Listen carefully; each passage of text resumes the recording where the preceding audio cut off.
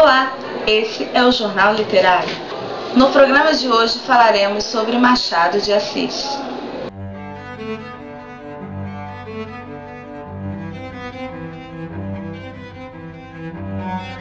Joaquim Maria Machado de Assis nasceu em 21 de junho de 1839, no Morro do Livramento, Rio de Janeiro.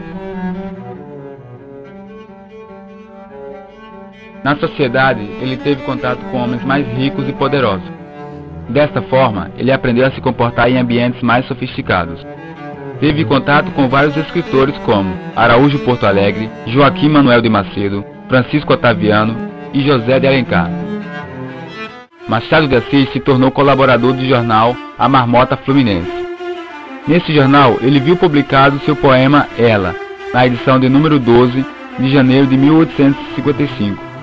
Em 1861, o primeiro livro de Machado de Assis foi impresso na tipografia de Paula Brito, com o título Queda que as mulheres têm para os tolos. Mas o nome do Machado aparecia como tradutor, não como autor. Em 1864, saiu seu primeiro livro de poesias, Crisálidas. Nessa ocasião, ele tinha 25 anos. A partir de junho deste mesmo ano, começou a escrever prosa para o Jornal de Ficção das Famílias. Publicou ali mais de 70 contos e novelas, assinado com seu nome e pseudônimo. Entrevistamos alguns professores do Colégio Estadual Infante Dom Henrique. Acompanhe. Olá, vamos fazer uma entrevista com a professora Márcia Brito, professora de História. Bem, o que você acha sobre Machado de Assis? Bom, como você já falou, eu sou professora de História, então eu não sou uma especialista em Machado de Assis, mas eu sou uma leitora de Machado de Assis. Eu considero Machado de Assis um dos maiores escritores da língua brasileira. Língua brasileira no sentido de ele perceber o falar, o escrever e as sutilezas da nossa alma, da nossa maneira de pensar. Professora, qual é a melhor obra de Machado de Assis, na sua opinião? Olha, eu gosto muito da obra do Machado de Assis como um todo. Eu acho que ele tem contos maravilhosos, eu acho que ele tem grandes romances, como Quincas Borba, né, como Dom Casmurro, mas tem uma obra que eu gosto particularmente, que é Esaú e Jacó. Ele conta a história de dois irmãos gêmeos, né, que eles vão passar a vida inteira praticamente brigando, né? Um é um monarquista, o outro é um árduo defensor da República, e que depois, na vida adulta, esses papéis deles se invertem. Quer dizer, isso eu acho que é um esforço inteligente de Machado, para ele tentar entender o que estava mudando e o que permanecia igual naquela sociedade que ele vivia nos anos finais da monarquia e início da República, né? E eu acho que quando a gente lê Esaú e Jacó, a gente consegue refletir um pouco melhor sobre essa questão. Olá, nós estamos aqui com a professora Raimunda Benício. Professora, nós sabemos que Machado de Assis é consagrado mundialmente. Muitas pessoas gostam da obra dele. Sim. Ele é um dos grandes nomes do realismo. Para a senhora, qual é a impressão do mundo que as pessoas podem acrescentar com Machado de Assis?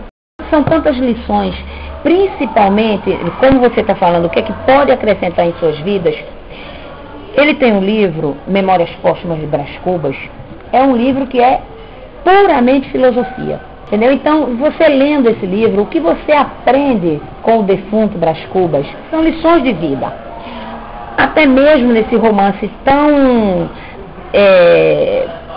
falado, que é o Dom Casmurro, aquelas atitudes de Capitu, aquelas sutilezas nas falas, nos gestos de Capitu, quantos ensinamentos a gente não tem ali? E as reações do próprio Bentinho em relação a Capitu. Estamos aqui com a professora Elaine Alves. Professora, Machado de Assis é considerado por muitos o maior escritor brasileiro de todos os tempos. Eu vou emitir um pouco a minha opinião, né, sobre o assunto, não desmerecendo os críticos que colocam Machado de Assis como o primeiro escritor e o maior escritor do Brasil. Ele é considerado genial da literatura brasileira. A senhora tem alguma obra em especial do Machado? Tenho sim. né? E em particular, eu gosto muito do gênero conto. E tem um conto em especial que eu gosto muito. Não sei se vocês conhecem, o conto A Carteira, do Machado de Assis. Que conto belo. O conto A Carteira fala do sumiço de uma carteira. Eram basicamente 3 personagens. 2 homens, um era amigo do outro. Então, uma personagem estava andando pelas ruas e encontra uma carteira. Essa personagem que encontra a carteira, ela estava passando por uma situação muito difícil, uma situação financeira muito difícil. E aí ela encontra uma carteira, imagina, a pessoa precisando de dinheiro, encontra uma carteira na rua recheada de dinheiro. Ela vê um monte de bilhetes também. Ela não quer ler muito bilhete, só que ele pega um bilhetinho e nesse bilhetinho está um cartão de visitas. E, por coincidência, a carteira era do amigo dele. Esse que acha a carteira tem uma mulher, que também é amiga desse amigo dele, né? Você não perdeu alguma coisa? Ó, achei isso aqui. Minha carteira! Só que o olhar que esse amigo lança pro que achou a carteira foi um olhar de desconfiança, gente. Um olhar de desconfiança que matou por dentro o cara que resolveu entregar. Ele olhou assim, pegou a carteira e colocou no bolso, agradeceu muito rapidamente e colocou no bolso a carteira. A primeira coisa que ele foi ver, ele abriu a carteira, foi ver um bilhetinho que ele tinha deixado, só que esse bilhetinho ainda estava fechado, né? O que tinha encontrado não mexeu em nada, só pegou no cartão de visitas. Aí ele pegou o bilhetinho, leu um bilhetinho, era um bilhetinho de amor para a mulher do que tinha encontrado. Leia o conto A Carteira. Leia Dom Casmurro.